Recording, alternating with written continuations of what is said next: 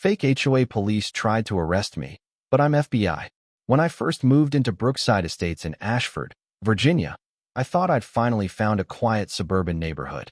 Neat lawns, kids riding bikes, block parties on weekends. It looked ordinary enough. But that illusion shattered the day I crossed paths with Melissa Grant, the kind of woman who believed she ruled the entire block.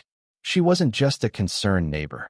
Melissa was the self-proclaimed head of a fake HOA, complete with phony rules and, unbelievably, her own group of HOA police.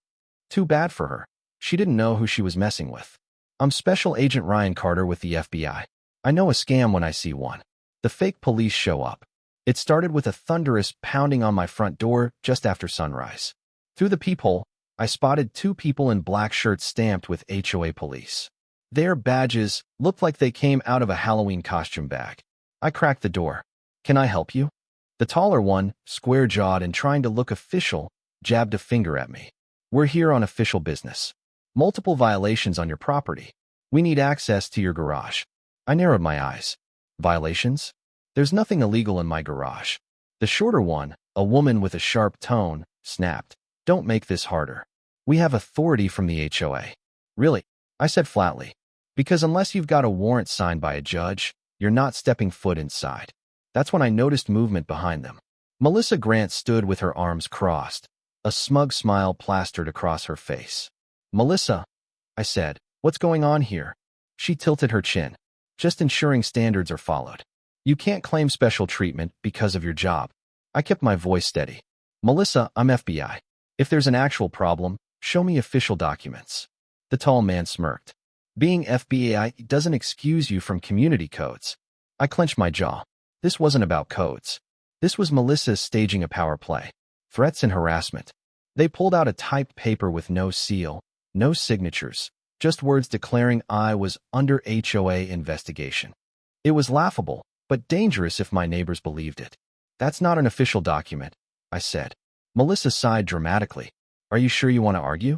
I can add your refusal to the list of violations." I glared. "Since when does the HOA send out its own police force?" The woman shoved a plastic badge near my face. "We have new powers now. Step aside." I shook my head. "Unless you come back with real law enforcement, you're trespassing." The tall man raised plastic zip ties like he was about to arrest me. My patience snapped. "Put those down. Impersonating law enforcement is a federal crime." Melissa smirked. "Everybody here knows you think you're above the rules." At that moment, my phone buzzed. It was my boss, Supervisory Agent Daniel Price. "Carter, get to the office right now," he ordered. His tone was grim. I stepped back inside. "This conversation's over. Leave my property." As I left, Melissa called after me. "We'll be watching. The HOA has eyes everywhere." I couldn't help but laugh bitterly. "Maybe, but you're not the HOA." Trouble at work. When I arrived at the field office, Agent Price looked furious. "Local authorities are reporting you threatened neighborhood officers," he said, slamming a file on his desk. "They're fakes," I explained. "Plastic badges. No warrants. All orchestrated by a neighbor named Melissa Grant." Price rubbed his temples. "Doesn't matter. I've got official-looking complaints on my desk.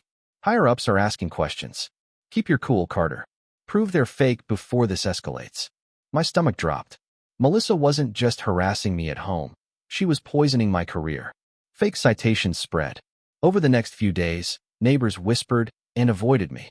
One morning, my friend Emily Rhodes knocked on my door, pale and holding a paper. "They left this on my porch," she said. It was a fake citation demanding hundreds of dollars for unapproved house paint. "Don't pay it," I told her firmly. "It's a scam." She shook her head. "Ryan, what if it isn't? What if they take my home?"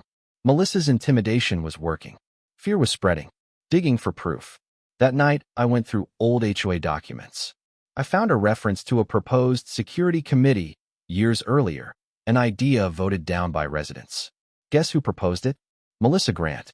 She had resurrected it herself, hijacking the HOA's name. I called a contact at the local police, Officer Javier Alvarez, and told him everything. He ran the plate of their cruiser and confirmed my suspicion. It belonged to a private security company with no contract in our community. "They're acting without approval," Alvarez said.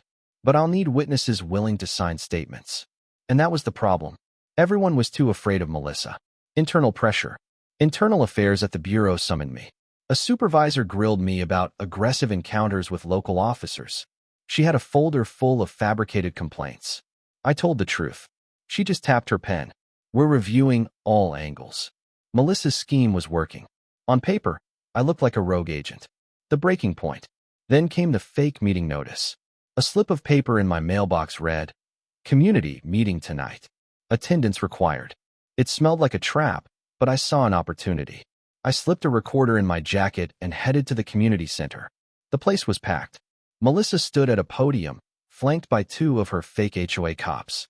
"Good evening," she said sweetly. "Our community faces threats. That's why I established the HOA police." Some neighbors applauded. Others looked uneasy. I stood. "That's a lie," I said loudly. Heads turned. Melissa's smile faltered. "Excuse me. Your so-called HOA police are unlicensed. They belong to a private firm with no contract here. You've been extorting neighbors with fake fines." Gasps rippled through the crowd. One neighbor snatched a citation from Melissa's table. "This doesn't look official. No seal, no signature." Melissa lunged to grab it back. "That's confidential." But it was too late. Phones snapped photos. The room buzzed with outrage. One of her fake cops muttered, "I didn't sign up for this," and bolted out the door. Then Officer Alvarez walked in, badge shining. "Everyone stay calm," he said.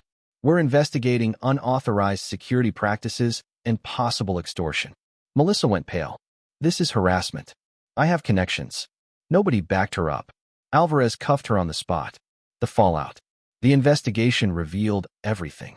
Melissa had funneled fine money into her own account and used the private security firm as her enforcers. Neighbors admitted they'd been pressured into paying. At the bureau, internal affairs cleared me. My boss called me in, gave me a rare smile, and said, "Turns out you were right all along, Carter. You're back on track." Relief washed over me. As for Melissa, her family ties unraveled fast. Her uncle, a high-ranking official, quietly resigned after the scandal. The private security firm faced legal action. The HOA police vanished overnight. Normal again. Brookside Estates slowly returned to normal. Real HOA processes resumed. Boring, transparent, and above board. Neighbors apologized for doubting me. Some even brought cookies. One Saturday, I mowed my lawn while kids chalked rockets on the pavement. Emily Rhodes painted her house the color she wanted without fear. Officer Alvarez dropped by and said, "Charges are moving forward. Looks like she'll see real prison time." I nodded. Good. People deserve their neighborhood back. That night, I sat on my porch with a cup of coffee, breathing easy. For the first time in weeks, the street felt like just a street. Melissa had thought she could crown herself queen of Brookside Estates. But no matter how official her fake badges looked, real authority still answers to the law. And in Ashford, Virginia, the law answered back.